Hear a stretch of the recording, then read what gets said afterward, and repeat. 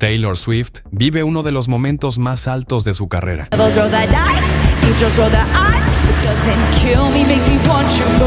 Sus conciertos agotan entradas en minutos y hombres y mujeres compiten por conseguir un lugar para verla en vivo.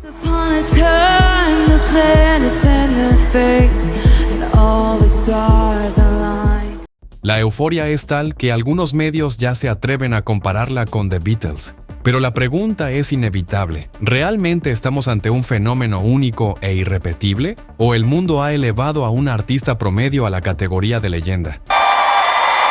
Desde muy pequeña, en su natal Reading, Pensilvania, Taylor Swift dejó claro que tenía un talento creativo fuera de lo común. Mientras otros niños jugaban, ella encontraba refugio en la poesía y la escritura, usando las palabras como una ventana para mostrar sus emociones y tejer historias. A los 10 años, escribió un poema titulado Un monstruo en mi armario, con el que ganó un concurso nacional de poesía.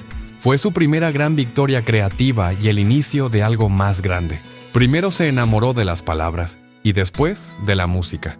Con el tiempo, esa pasión musical se volvió inseparable de su identidad. Taylor creció en un hogar donde la música no solo se escuchaba, sino que se celebraba. Sus padres, grandes melómanos, incluso la llamaron Taylor en honor al cantautor James Taylor. Desde niña mostró un vínculo especial con el arte. Cantaba, escribía y actuaba en obras escolares como si el escenario fuera su segundo hogar. A los 12 años sorprendió a todos interpretando el himno nacional de manera impecable en un partido entre los Philadelphia 76ers y los Detroit Pistons.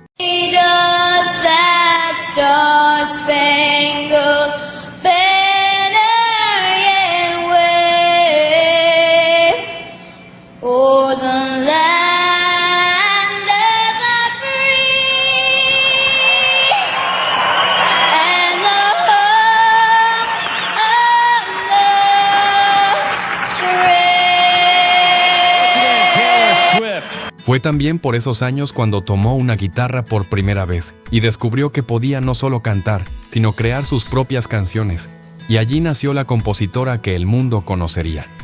Taylor recuerda que, después de que sus padres le regalaran una guitarra, pasó días enteros practicando hasta que sus dedos llegaban a sangrar.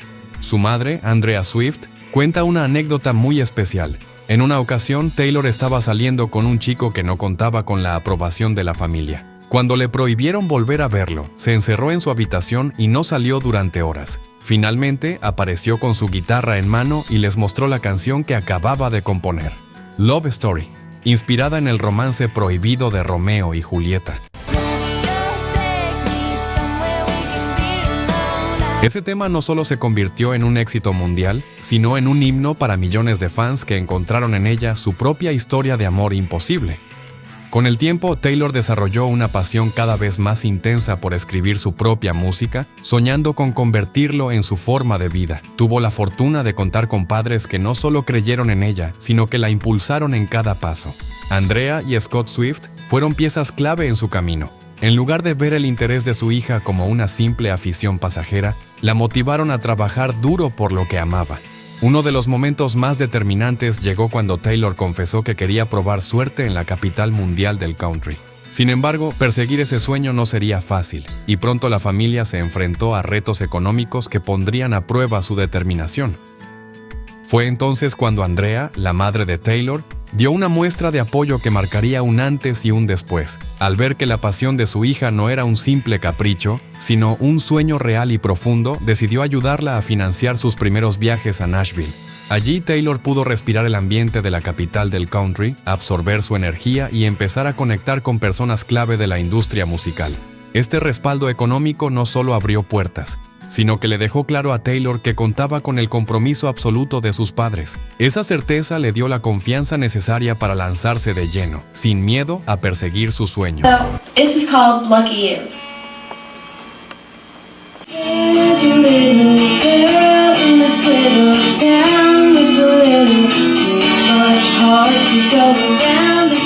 Con su guitarra al hombro y una maleta cargada de canciones, Taylor se mudó a Nashville, decidida a convertir sus sueños en realidad.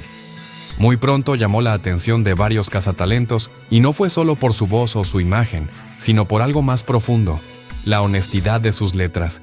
Cada canción de Taylor parece hablarle directamente al corazón de quien la escucha, porque está construida a partir de emociones reales: amor, pérdida, miedo, esperanza, sentimientos universales que cualquiera ha vivido. Su talento para plasmar las complejidades de la vida en versos logra que sus oyentes sientan que alguien entiende exactamente lo que han pasado. Una canción de Taylor Swift no es solo música, es una historia en la que, de una forma u otra, terminas encontrándote a ti mismo. Y cuando a eso le sumas su capacidad vocal para transmitir cada matiz emocional, la conexión se vuelve aún más poderosa. En 2004, después de un tiempo intentando abrirse camino en Nashville, Taylor tomó una de las decisiones más importantes de su carrera: firmar con Big Machine Records cuando apenas tenía 15 años. La compañía, fundada por Scott Borchetta, no era un gigante de la industria, sino un sello independiente. Algo que para Taylor representaba una gran ventaja. Significaba tener más control sobre su música y sobre la forma en que quería proyectarse artísticamente. A pesar de su juventud, ya tenía una visión muy clara de cómo deseaba que el mundo escuchara sus canciones, y Big Machine le ofrecía justo el espacio y la libertad que necesitaba en ese momento para hacerlo realidad. En 2006, Taylor debutó con su primer álbum homónimo, Taylor Swift, profundamente enraizado en el sonido country. El disco alcanzó el puesto número 5 en el Billboard 200, un logro impresionante para una artista tan joven y el inicio de una carrera que no haría más que crecer. 2 años después, en 2008, llegó Fearless, el álbum que no solo consolidó su lugar como una de las figuras más importantes del country, sino que la proyectó al estrellato internacional. En este trabajo, Taylor comenzó a fusionar el country con toques de pop, creando un sonido más universal y cercano a todo tipo de público. El sencillo principal, Love Story, aquel tema que nació en la soledad de su habitación, se transformó en un fenómeno cultural y en un himno generacional, con canciones como White Horse, que retrata con crudeza el dolor de un corazón roto. Taylor logró que millones de adolescentes sintieran que alguien ponía en palabras lo que ellas vivían.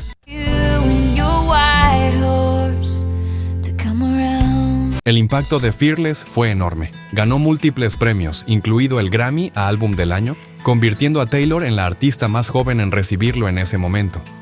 El éxito de Fearless llevó a Taylor a la cima de las listas y la consolidó como una fuerza imparable dentro de la música. Sin embargo, este periodo dorado también estuvo marcado por uno de los momentos más polémicos de su carrera: su incidente con Kanye West en los MTV Video Music Awards de 2009. Music, so thank you so much for giving me a chance to win a VMA award. Yo, Taylor, I'm really happy for you. I'm gonna let you finish. But Beyonce had one of the best videos of all time. One of the best videos of all time.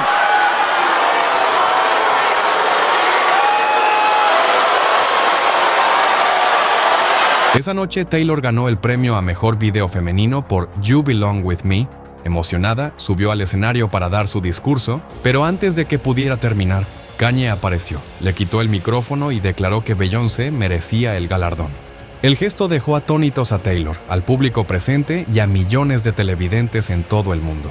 La escena se volvió un momento icónico de la cultura pop, al punto de que incluso Michelle Obama lo calificó públicamente como un acto grosero hacia una joven artista. La industria y los fans se unieron en apoyo a Taylor, que respondió con madurez y elegancia ante la humillación pública. Lejos de derrumbarse, convirtió esa experiencia y las críticas de Kanye en inspiración para futuras canciones, que irónicamente se transformaron en grandes éxitos. En 2010, Taylor presentó su tercer álbum de estudio, Speak Now, una obra que elevó aún más su talento para narrar historias a través de la música. Este proyecto tuvo un detalle muy especial. Todas las canciones fueron escritas por ella misma, lo que dejó claro su crecimiento y madurez como compositora. Speak Now funcionó como un auténtico diario musical, donde cada pista parecía una página arrancada de su vida personal, con relatos sinceros sobre sus experiencias y relaciones. Uno de los sencillos más recordados del álbum fue The Last Time, inspirado en el divorcio de sus padres.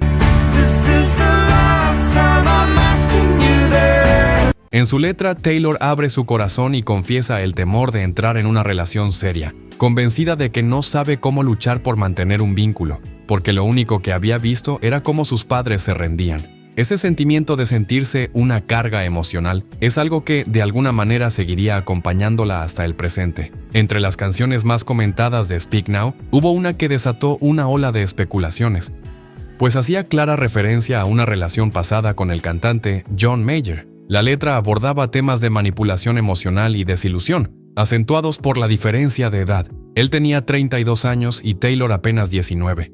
En ese momento empezó a recibir una avalancha de críticas que buscaban restar valor a su trabajo, bajo la idea de que su éxito se debía únicamente a sus romances y que sus composiciones no eran más que diarios sentimentales, insinuando incluso que el mérito debía ir para sus exparejas. Esta narrativa simplista no solo minimizaba su talento como compositora y narradora, sino que también reflejaba un doble estándar muy marcado. Mientras que los cantantes hombres podían escribir libremente sobre sus relaciones sin ser cuestionados, a Taylor se le juzgaba con dureza por el simple hecho de ser mujer. Para ella, esta crítica era especialmente frustrante, ya que evidenciaba cómo, muchas veces, el escrutinio más implacable hacia las mujeres proviene de otras mujeres. En 2012, Taylor presentó su cuarto álbum, marcando una etapa de transición en su sonido. Incorporó toques de pop y electrónica, y sus letras empezaron a reflejar emociones más profundas y matices más complejos, mostrando una madurez artística evidente. Pero sería en 2014 cuando daría el paso más arriesgado de su carrera con el lanzamiento de 1989, el disco que redefiniría su trayectoria. En él, Taylor dejó atrás definitivamente el country para sumergirse de lleno en el pop, adoptando una estética y un sonido completamente nuevos. Este cambio no solo le abrió las puertas a un público global, sino que la afianzó como una de las figuras más influyentes y poderosas de la música contemporánea. Sin embargo, con cada escalón que subía en la cima del éxito, también aumentaba la intensidad y frecuencia de las críticas. En 2016, Kanye West lanzó una canción en la que insinuaba que Taylor le debía favores sexuales por su fama, atribuyéndose el mérito de haberla hecho conocida gracias al incidente de los MTV Awards en 2009. Aquella declaración, además de completamente falsa, resultó ofensiva y profundamente denigrante. De un momento a otro, Taylor quedó expuesta ante una narrativa distorsionada que ponía en duda su carrera y su integridad. Ella no tardó en responder, desmintiendo públicamente las acusaciones y defendiendo su verdad. Sin embargo, la situación dio un giro aún más oscuro cuando Kanye, junto con su entonces esposa, difundieron un fragmento manipulado de una conversación para hacerla pasar como mentirosa. La estrategia surtió efecto. La desinformación se expandió rápidamente, desatando una ola de críticas y odio hacia Taylor.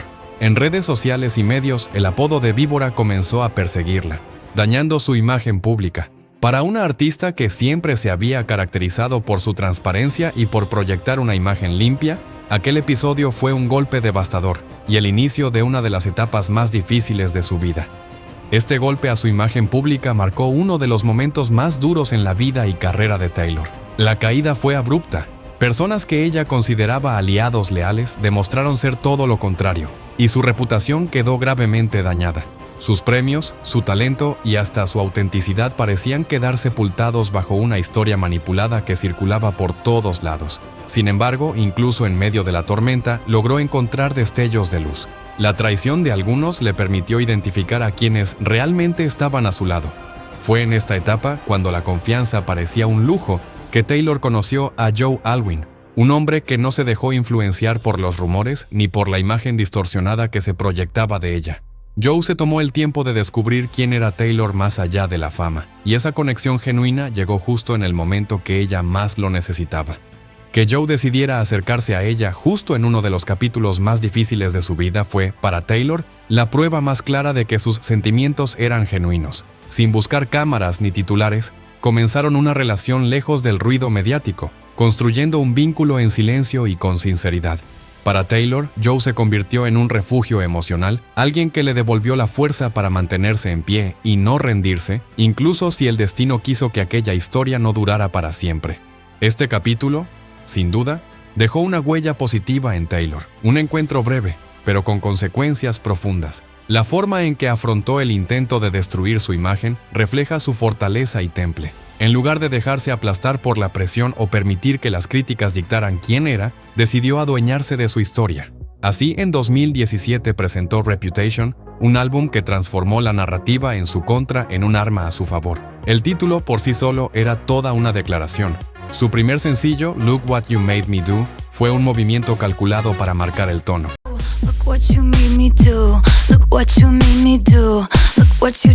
El video inicia con una escena potente.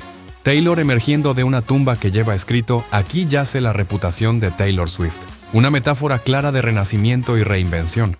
Esa vieja versión de sí misma quedaba atrás para dar paso a una mujer que no temía a la controversia.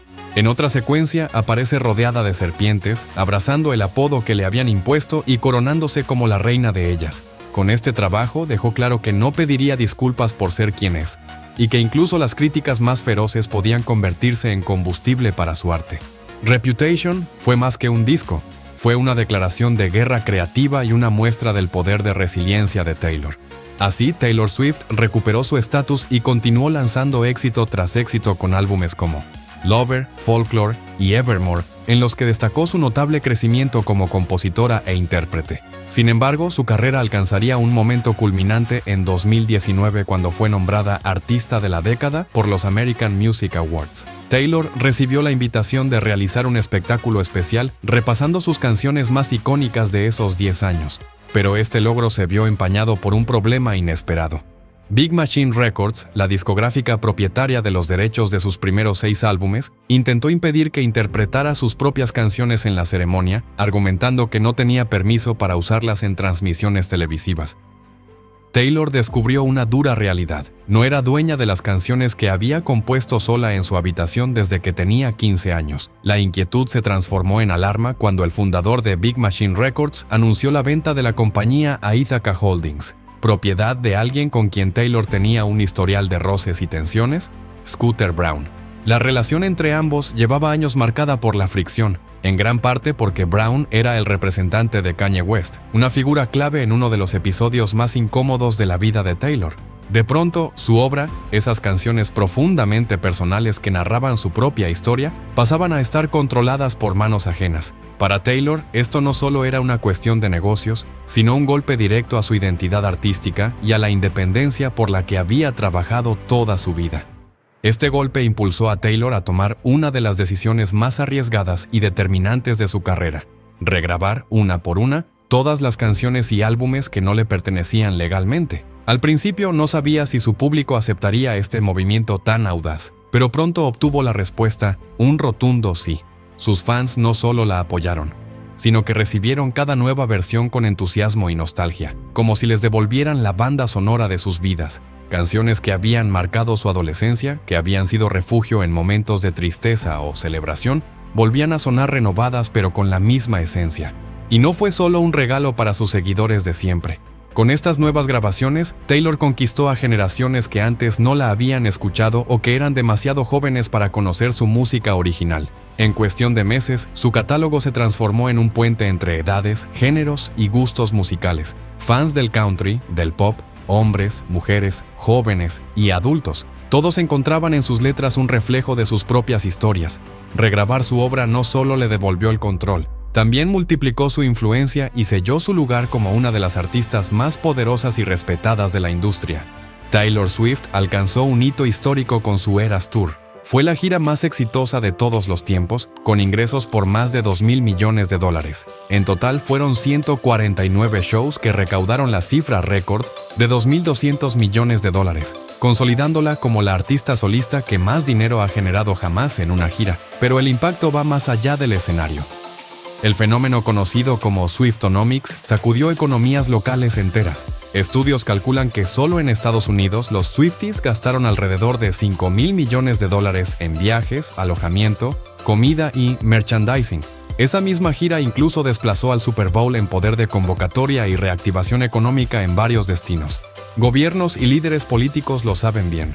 Desde Justin Trudeau en Canadá hasta Gabriel Boric en Chile, le escribieron personalmente para invitarla a llevar su tour a sus países. Los efectos fueron tan contundentes que ciudades, empresas locales y organizaciones del turismo ajustaron agendas y presupuestos para aprovechar cada show. Además, Taylor Swift marcó un hito histórico al convertirse en la primera artista en ocupar simultáneamente todo el top 10 de la lista Billboard Hot 100. Un logro que no solo refleja su impresionante poder comercial, sino también la profundidad de la conexión que mantiene con su público.